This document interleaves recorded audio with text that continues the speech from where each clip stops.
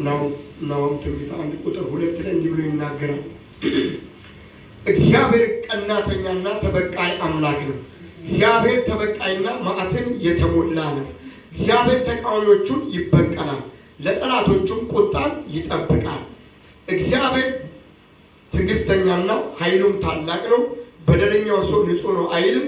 እግዚአብሔር በወጀብና በአውሎ ነፋስ ውስጥ መንገድ አለ ብሎ ይናገራል። ክብር ለኢየሱስ ይሁን። እግዚአብሔር ዛሬ ሃሌሉያ ለኛ ይቀናል። እግዚአብሔር ይቀናል እኛን በሉ። እግዚአብሔር ስለ ሕይወቴ ይቀናል በሉ። እግዚአብሔር ስለ ሕዝቡ ይቀናል በሉ። እግዚአብሔር ስለ ምድራችን ይቀናል በሉ። ስለዚህ ይዋጋልናል በሉ። ያው ቀናተኛና ተበቃይ አምላክ ነው። እግዚአብሔር የበቀል አምላክ ነው።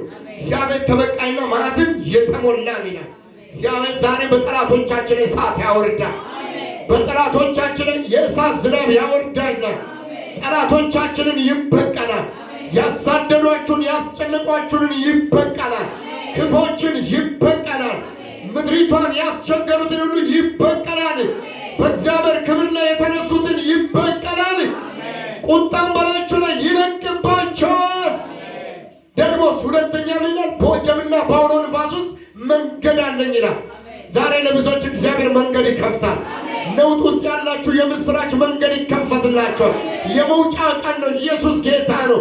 አውሎ ነፋሱን እግዚአብሔር ጸጥ ያሰኛል። ነፋሳትን ሰይጣን አውሎ ነፋስን ሰይጣን ያነደደውን አውሎ ነፋስን እግዚአብሔር ጸጥ ያሰኛል። እግዚአብሔር ጠላትን ይበቀላል። ጠላቶቻችሁን ይበቀላል። የእሳትን ባህር በላያቸው ላይ ያወርድባቸዋል። የእሳት ዝናብ ይወርድባቸዋል። አረ ኢየሱስ ያድናል። ኢየሱስ ጌታ